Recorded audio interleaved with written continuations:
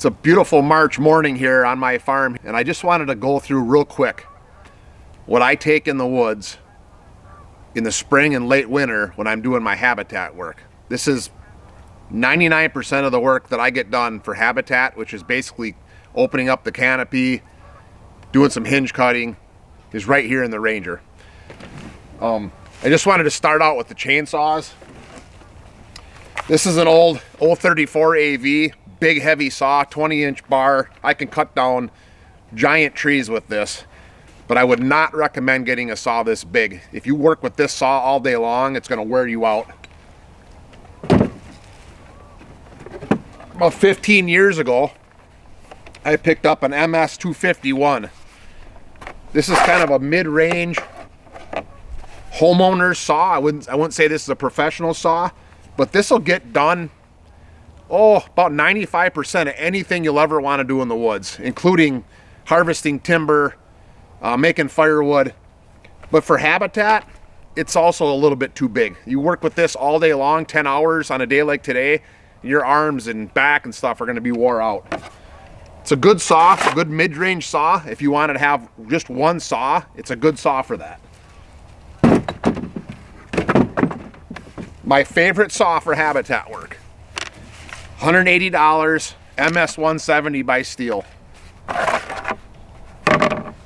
It's got a small Pico chain. It's lightweight. You can carry this around all day long, cutting shooting lanes, doing hinge cuts, stumping trees, girdling trees. This is my favorite saw. It's my absolute favorite saw for doing habitat work, and it's because I can come out here for 6 to 10 hours, 12 hours, sun up to sundown on a day like today. I can do habitat work all day long, and this won't wear me out.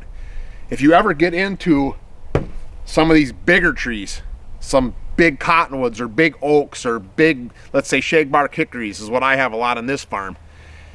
This is probably not your saw that you want to use for dropping these trees, but when you get into this really big stuff, these smaller saws still work good because I can girdle.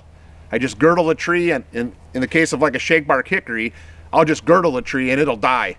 Other trees like locusts or maybe oaks, if I want to kill that tree, I'll use this same saw and I'll girdle a tree, but I'll treat the girdle, which is the last thing I want to talk about. So my favorite saw, MS 170 by Stihl. I'm not particular to Stihl. If you got something else that works, that's fine. I just wanted to stress that I like a small saw. I don't go big. I like a small saw just because I can get a lot of work done without tiring me out. The other thing I always take in the woods with me for habitat work is a little sprayer like this. Little low pressure sprayer, low volume. I give it just 1 or 2 pumps. And what I use for a chemical for killing trees is, let me see if it's on here. Yes, it is. It's triclopyr. So this is Remedy Ultra. This is the name brand of the chemical triclopyr.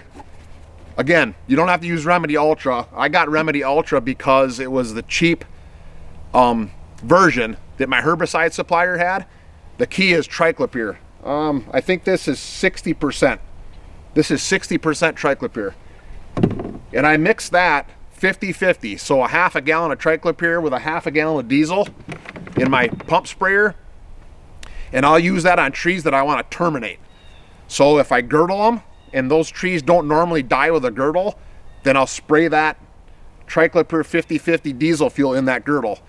If I stump a tree, so I cut it off and I drop it because I want it on the ground and I don't want that stump to sprout, like in the case of a honey locust, I'll treat the cambium layer, I'll treat that stump, and that'll kill it. So chainsaws, 50-50 triclopyr with diesel fuel, and I get 99% of my habitat work done with just what you see right in this Ranger today. You don't need nothing, you don't need anything else. So I've seen some of these hooks on YouTube for pulling down trees, for hinge cutting.